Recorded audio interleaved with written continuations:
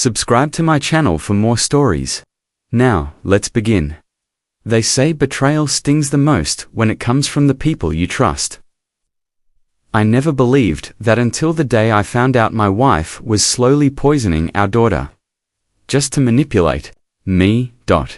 Yeah, let that sink in. My name is Gregory Vance, CEO of a biotech company.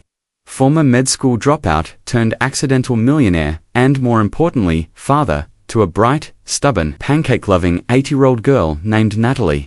I wasn't always rich. I used to pull 12-hour shifts in a dusty university lab trying to create new enzymes that nobody cared about. But one patent changed everything. An anti-inflammatory formula I co-developed with a friend went global. Suddenly, I wasn't just Gregory Vance, I was Vance Biogenics, and along the way, I married Lara. God. Lara. She was smart, charismatic, charming in a way that could disarm a rattlesnake mid-strike.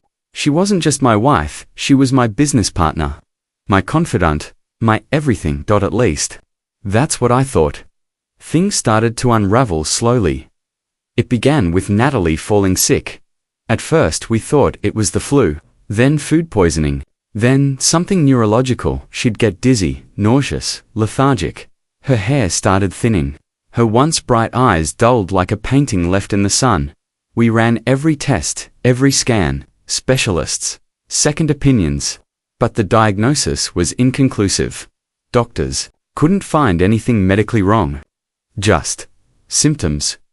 I spent sleepless nights reading case studies, researching rare disorders, and whispering promises to her while she slept. We'll figure this out. Nat, Daddy's got you. Meanwhile, Lara, she stayed composed, too composed. She'd say things like, maybe she's just sensitive. Gregory, you overthink everything. No, I didn't overthink. I noticed how Natalie only got worse after her smoothies.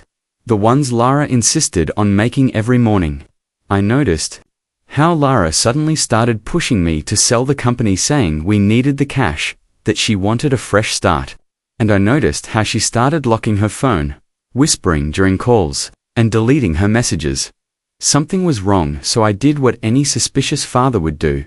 I staged a business trip to San Diego instead. I stayed at a motel 2 blocks away and snuck back at 3 a.m. I installed a hidden camera in the kitchen and a second one in the pantry. 2 days later, I reviewed the footage. There she was, Lara. Pouring the smoothie, reaching into the pantry, adding a powder, white, precise. She wasn't making breakfast. She was mixing poison. I stopped breathing. It took everything in me not to storm the house and confront her right then. But I needed answers. I needed to know why the woman I loved, the mother of my child, was slowly killing our daughter. So I waited. I did something I never thought I'd do. I followed her. So Lara dropped Natalie off at school, kissed her on the forehead like she hadn't just fed her something that could shut down her kidneys, and then drove to the other side of town. She parked outside a wellness clinic I'd never seen before. Small, private, upscale. The kind of place that offers personalized care plans and green juice for $40 a bottle. I waited outside in my car like some B-grade detective with coffee breath and half-dead patience. After an hour, she came out. But she wasn't alone. There he was. Dr. Damon Thorpe, former classmate of mine, charming, smug, the kind of guy who wore white coats like they were designer tuxedos and flirted with professors without blinking. Back in med school, Thorpe and I were rivals. I beat him for a research grant. Once on, the man held a grudge like it was a family heirloom, and now he was smiling at my wife like he owned stock in her betrayal. They walked out of the clinic laughing. Her hand brushed his arm. His face leaned a little too close. And that was when it hit me. They weren't just seeing each other. They were working together. Lara wasn't poisoning Natalie alone. Thorpe somehow was involved. I sat in that car, shaking. Not from anger. From the realization that I was playing chess with two people who'd already hidden half the pieces. But they'd made a mistake. They assumed I'd just unravel. That I'd cry, panic, go to the police, and get lost in legal tape. What they didn't know is that I'm very good at planning things when I'm quiet. And I was very, very quiet for the next week. The first thing I did, I took Natalie to a private pediatrician in Houston I personally vetted through 3 layers of referrals. No cameras, no records under her real name. Just the name, Grace Walters. The diagnosis, low-dose arsenic poisoning. Repeated over time, but here's the wild part. It was done in such micro amounts, it mimicked a rare metabolic condition, very hard to detect.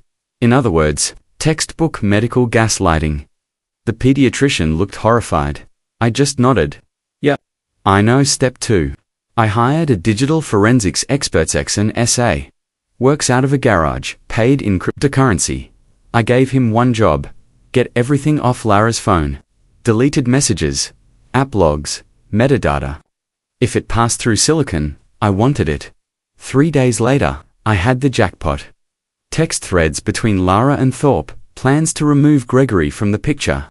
Mentions of my company, my daughter, my daughter. My daughter, they didn't just want me gone. Wanted to drive me into a breakdown, take control of my assets, and then, probably run off into some medically induced sunset together. Their texts were full of code words, Project Blue. Phase 3, smoothie doses. One message chilled me to the bone. Once the symptoms become irreversible, no one will question it. We blame genetics. Gregory signs over guardianship. I handle PR. Oh, you thought you were slick, huh? Let me tell you something about biotech CEOs. We might be nerdy, but we own the lab. And when you own the lab, you control the narrative. It was time to flip the board. I didn't go to the police. I went to my board of directors. I presented a new research proposal project, Lazarus. A supposed behavioral enhancement study that would test reaction to high-stress simulations. Total fiction, but it gave me a reason to bring Thorpe in as a consultant. And Lara, she was thrilled. Finally, honey, you're delegating again. Yeah, I was delegating something alright. So, Thorpe shows up at Vance Biogenics, briefcase in hand, looking every bit the part of a consultant. He's confident, cocky, even like a cat who's found the canary's hiding spot. I greet him warmly. Dr. Thorpe, so glad you could join us. His smile didn't reach his eyes. Over the next few weeks, Thorpe played his part well. Meetings, presentations, and endless jargon about novel pathways and patient-centric protocols. Meanwhile, I fed my team a different script. I started leaking small anonymous tips to journalists. Hints of financial irregularities, off-books, meetings between Lara and Thorpe. Suggestive whispers about a shadow experiment that could tank Vance Biogenics stock. The media caught fire. Then came the emails. Forwarded those damning text conversations to the Massachusetts Medical Board and the FBI's Healthcare Fraud Division. Suddenly, Thorpe was under investigation. License suspended. Subpoenas served. Lara, she thought the heat was on me. She ramped up her charm. Offensive, let's talk this out. I'm worried about Natalie too. We can fix this together. I smiled on the outside. But inside, I was already 10 steps ahead.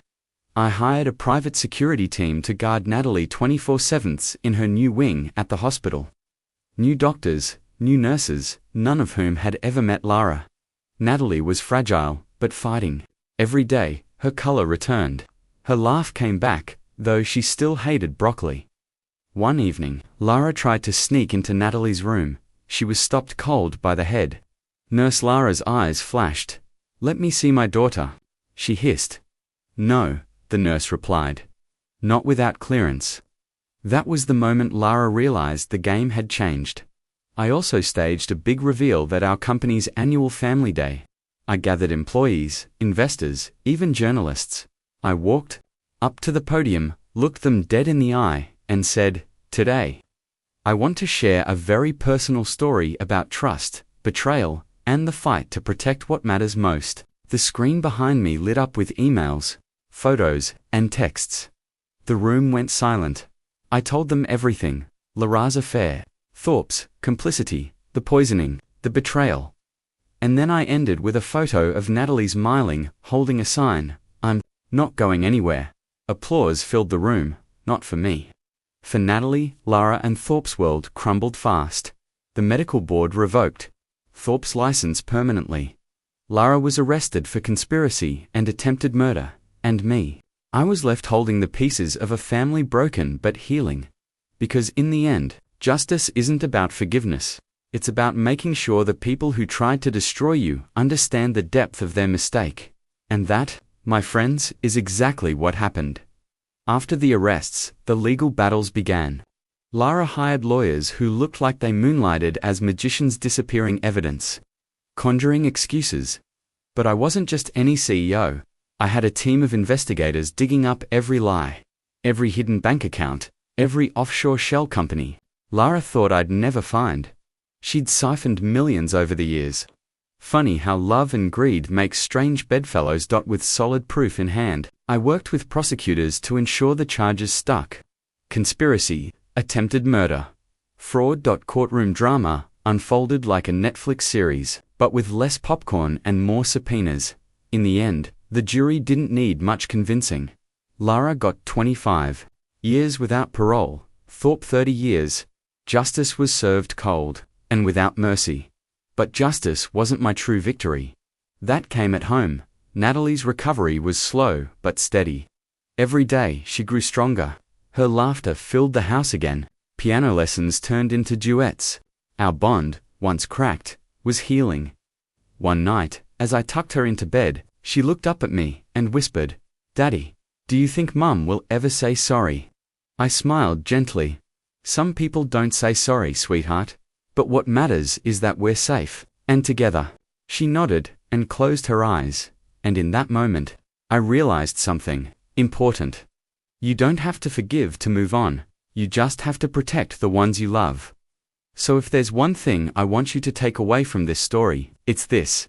When the people who are supposed to protect you betray you, it's not the end, it's the beginning. The beginning of your fight, the beginning of your story, and maybe, just maybe, the beginning of your victory. Thanks for listening. If you enjoyed this story, make sure to subscribe to the channel. We've got more like this coming your way. Until next time, stay strong, stay smart, and remember, some debts can only be paid in full.